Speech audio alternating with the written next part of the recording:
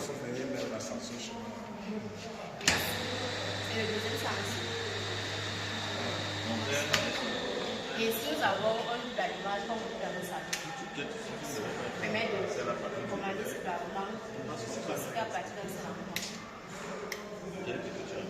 Vous avez déjà monté l'ascenseur? Pratique, réel, pas encore. Mais néanmoins, si l'occasion se présente,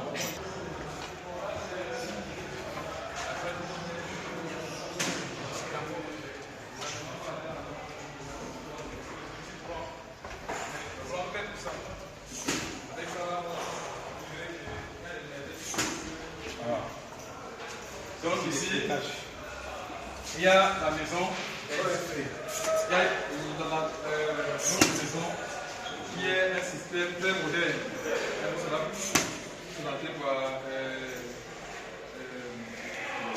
Relève Guélo Kelly, la grande terminale F3. Parce que le système qui est mis en place reflète également le niveau de la connexion.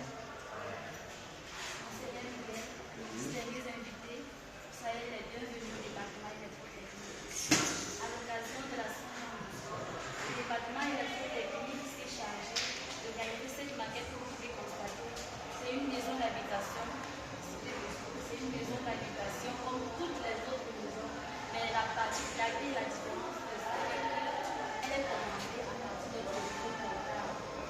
Et notre portail que voici est commandé à partir de ce portail. Bon, la suite sera faite avec un commandant. Ok, moi c'est l'élève Bakary de la seconde F3. Là d'abord je vais vous présenter la poubelle intelligente. La poubelle intelligente est une poubelle comme les autres, mais avec une particularité Android. Du genre, tu n'as pas besoin d'ouvrir la poubelle avant de verser l'ordure. Eh bien, tu as juste besoin d'avancer en face de la poubelle. La poubelle s'ouvre automatiquement. Là, tu jettes, dès que tu t'en vas, elle se referme. Là, nous avons la cité Bosco en partenariat avec DEFNEC. Et là, nous avons un petit portail commandé à partir du clavier. En fait, le montage avec clavier, c'est dans les coffres forts, les chambres fortes. Et là, je vais présenter le clavier au niveau du portail pour montrer aussi qu'elle peut être utilisée au niveau d'un portail. Là, pour faciliter la tâche, j'ai pris le code 0 et 1. 1 pour ouvrir le portail et 0 pour le fermer. Là, je vais saisir le mot de passe 1 pour ouvrir. La porte s'ouvre. Maintenant, si je saisis 0, lorsque la personne est déjà peut-être à l'intérieur, là, je le ferme. Oui. Et là, je peux passer la commande à Madame Kelly. Bon, comme j'ai dit au début, cette maison Cité Bosco est commandée à partir d'un téléphone portable automatique. Ici, là, c'est un site que vous pouvez constater, on a téléchargé dans le téléphone.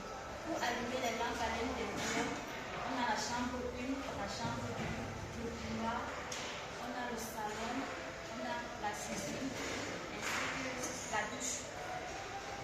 Mais ici, là, la chambre 1, pour l'allumer, on entre d'abord le salon. En entrant d'abord ici, on a ces lampadaires que vous pouvez constater. Elle s'allume à partir de ce capteur. Mais en principe, c'est un montage crépusculaire. Elle s'allume automatiquement la nuit et en journée, elle s'éteint. Là, si je crée l'obscurité, les lampes s'allument. Lorsqu'elle est éclairée par la lumière du jour, elle s'éteint automatiquement. À l'intérieur, nous avons du téléphone. Là, j'allume le salon, j'éteins à partir du téléphone. Pour accéder au couloir, bon, vraiment, pour aller chercher l'interrupteur pour allumer, c'est trop dit. Bon, avec la nouvelle technologie Android, puisque nous sommes déjà des élèves Android, pour allumer et éteindre la lampe du couloir, là, j'ai juste besoin de mon téléphone. Là, j'allume, là, j'éteins. Même chose dans la chambre. Oh, je suis couché, je suis fatigué, je ne peux pas mettre la main là pour allumer ni éteindre. Là, j'ai juste mon téléphone. Là, j'allume, là, j'éteins. Même chose pour la chambre 2. Là, j'allume, là, j'éteins. Là, maintenant, au niveau de la douche, vraiment allumer sur l'interrupteur, peut-être étant déjà mouillé, c'est trop un peu risqué. Avec l'électricité, on risque d'être électrocuté. Pour plus faciliter la tâche, nous avons réfléchi à concevoir un système automatique. Déjà, lorsqu'il y a une personne automatique lorsqu'il y a une personne au niveau de la douche, la lampe s'allume automatiquement. Vous allez constater que la lampe là, elle s'allume, elle s'éteint depuis un certain temps. Parce qu'il y a la présence humaine. En fait, c'est un capteur utilisé pour les grands rayons. Mais là, on a un petit truc, mais qui fonctionne quand même bien. Là, je vais l'expérimenter avec ma main. Là, quand ça va détecter la présence humaine, elle s'allume. Après un certain temps, elle s'éteint. Comme tout montage a un bug. Lui, son bug, c'est que après un certain temps, lorsqu'il détecte la présence humaine, au niveau de la cuisine, j'ai le montage aussi à commander avec mon téléphone. Déjà, j'allume la lampe de la cuisine, j'éteins. En plus de cela, on a vu qu'avec la présence de Mouvelas, les mamies se brûlent, les maisons prennent feu, tout ça. Et nous, les élèves de l'Institut technique Don Bosco, nous avons réfléchi à un petit système qui va pallier à ça.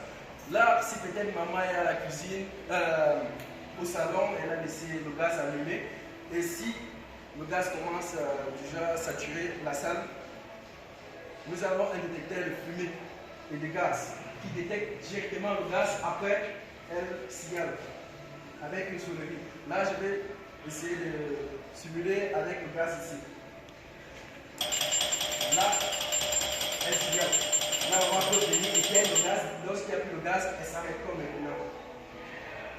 Oui, c'était la petite maquette que nous avons prévue pour cet événement de Saint-Jean Bosco.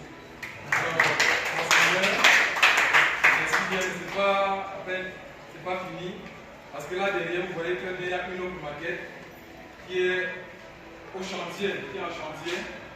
Là-bas, on prévoit mettre une zone d'y arriver. Et par derrière vous là, on voit les robots espions.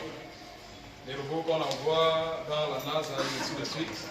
Mais ici, la batterie, parce qu'on l'a essayé plusieurs fois, la batterie s'est déchargée, problème de chargeur. Alors, il permet à partir également d'un téléphone Android, d'une tablette, d'un ordinateur, d'envoyer les informations à travers un appareil qui est très loin. Ça peut être à des kilomètres, ça peut être à des centaines de kilomètres, peut-être à côté. Et maintenant, l'appareil reçoit l'information et vous retourne également cette information-là. Comme là, maintenant, je suis à côté, c'est que bon, c'est facile pour moi de voir. Alors maintenant, je peux décider de faire tourner peut-être le moteur. Là c'est le détecteur de présence. Il peut également être utilisé comme peut-être un détecteur avec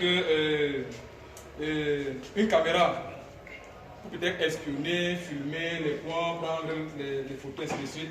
Là également, j'ai lancé, disons, déplacement, mais la rotation, parce que dans un robot rôde avec un sens, avec un pied. Il ne rôde pas comme nous. Voilà. Et là, je l'arrête, je lance également l'autre sens. À mise avant. Donc, avec notre téléphone, avec notre ordinateur, où qu'on soit à n'importe quel milieu, on peut contrôler des appareils. On peut envoyer une... La souris passe, comment vous avez trouvé la solution à ça, que ça ne suit pas pour n'importe quelle présence? Bon, en fait, ceci est une petite maquette.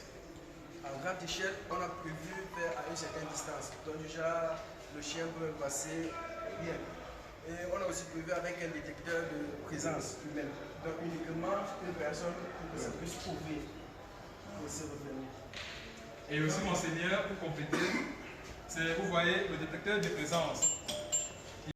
centimes. Donc on va mettre le détecteur de présence au moins à une distance de 51 mètres pour dire que même si la souris passe, bon, ça ne dérange pas. Et que la poubelle reste intacte. C'est une grande poubelle. Allez vider. Bon là, on a déjà tout prévu.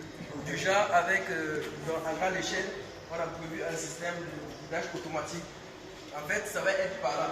Une poubelle que quand tu arrives, quand c'est plein, ça te dit que s'il te plaît, c'est plein, tu peux faire un geste pour l'humanité, peut-être aller vider la poubelle.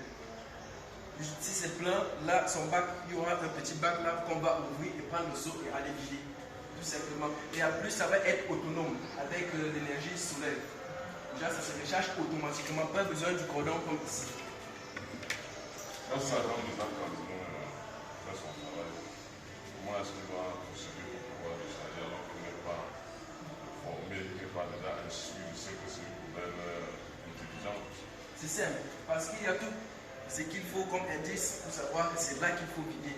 Genre, on va mettre avec les insignes là, avec une petite porte là, qui va avec des petites lampes dans les LED qui vont signaler, qui va signaler que là, la poubelle est déjà pleine. C'est là que tu peux ouvrir la poubelle. Non, le projet n'est pas encore complet. Le projet est encore Vous êtes bien. en train de projeter. Le projet a été déjà bien pensé, déjà bien classé. Pas bien réalisé. Le matériel, Ça, c'est quoi le matériel? une petite maquette.